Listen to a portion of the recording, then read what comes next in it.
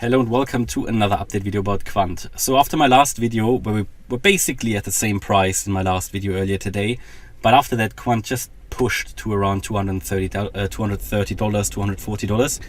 Crazy pump. I must tell you very clearly, I did not expect in this wave one to go up that high. I did expect it to stop it at 209. Well, at least in the current scenario. I mean, we know that when something is running, the altcoins like to push higher. And what we can define here in the technical analysis are often, ideal wave patterns, ideal targets. And I already pushed them to the upside for Quant, knowing that as an altcoin, when it's really starting to go and to move, it can push higher. But I did not expect it to move to all the way up to, well, in the first instance at least, to move to $230. Yeah, 228 to be exact, 229. That's where it pushed to. And I really need to ask myself the question, is this still the wave one of the higher level wave three? So overall, all of this is just generally in line with the higher level assumption that Quant has already seen the low of the bear market. And that we moved up here in a wave one to around $130. We came down in a wave two. That was another chance to go long here at the $85, $86 level. That was the bottom, the low of the wave two. And we were waiting for the wave three. And in the wave three, you would normally expect a clear 1-2 setup, a 3-4-5. Now, here we have the problem that the structure of this wave one of the wave three suggested that we were still in the wave one only. And to be honest, this could still be the case, but I'm starting to think, and that I think I make that my primary expectation, that actually so far what we have seen was already, or we are already on the way in wave three, right? If that makes sense, that we have not this this extended wave 3, 1, 2, 3, 4, 5, that this is already built in at some point. So my view at the moment is that, yes, fair enough, this could still be at the moment the wave one of the wave three that we expected. The problem I have is that we basically pushed too high for that. Yeah, we pushed too high. So this is still something that we have to have on the radar, but it could very well be that we're already in this third wave here. Yeah, so that basically this third wave is on the way, and if you remember the original targets for the third wave, and I have to do this because Quant is pushing directly higher than it is basically not necessarily what's possible, but what's likely in a wave one of a wave three. So I am now of the thought, just due to this pump that we're doing, that we are already in the third wave here. Well, that we are not only in the first wave of the third, but that we've already done all of this. So I need some time to really look into the subdivisions here. But the point is, it could be that we are heading here towards the end of the wave three already, the higher level wave three. And to be fair, then we can go back to the original targets for the wave three. The problem is that in this structure, we haven't seen a very clear 1, 2, 3, 4, 5 that would fit into this. So let's see. Idea would be that now the revised target for all of this would be between 240 and 313. So what I'll do now, just to make it simpler on the chart, I'll take all these subdivisions out. I will have to go back. I'm a bit short of time here today, but later today I will look into these subdivisions closer. But my view is this target area was basically, we did overshoot it, so I take it off the chart now. It's not relevant anymore. That we now have a chance. I mean, we need to keep it on the, I think if this was a wave one of the wave three, it needs to be finished now. It needs to come down. And if we now make lower lows basically and break out of this channel that we have here, you see this channel, we now break out of this channel to the downside, which would be around $190, then I think wave one is over, and it is really this scenario where we've just created a wave one of the wave three.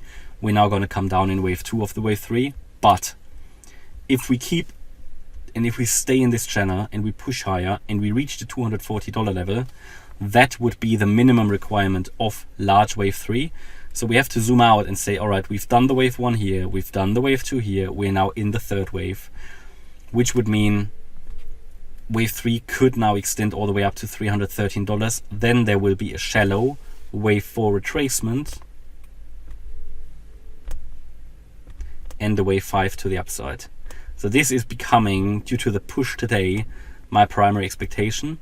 The other scenario I can't fully dismiss, but we've pushed way too high for that. Yeah, I personally didn't expect that. I thought we would get a clearer 1-2 setup, would then move up in 3 of 3.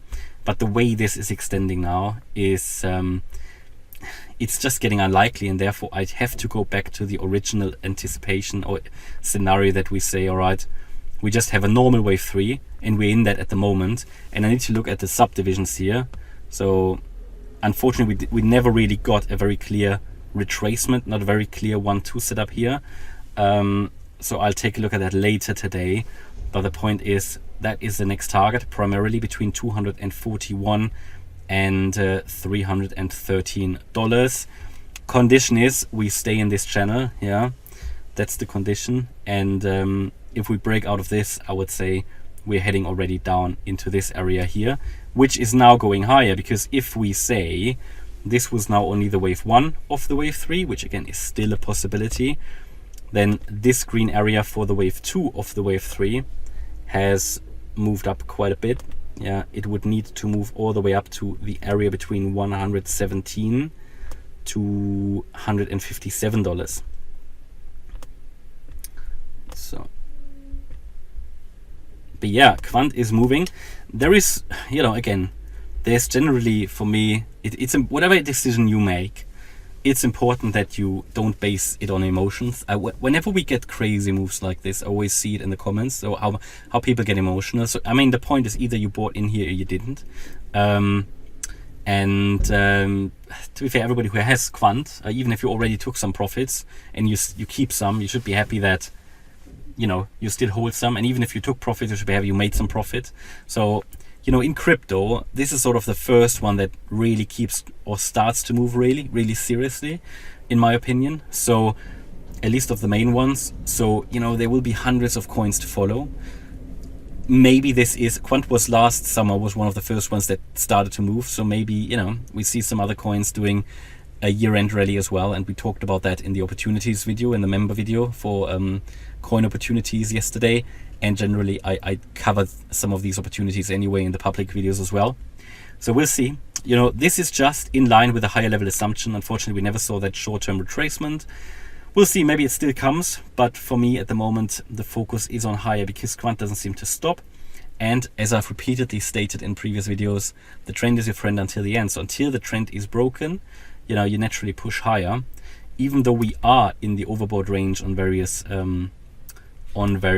indicators, but I showed you in the previous video that even on the 4-hour chart where we had a bearish divergence, that basically was broken, that bearish divergence.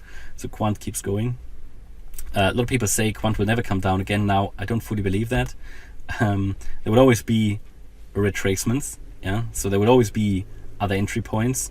What I personally don't do is chase green candles, so I will either way wait for the next retracement. Still have some more profits to take at some point, but I've decided to hold these now. Yeah, I took some profits at $184, I think. That was my first profits I took.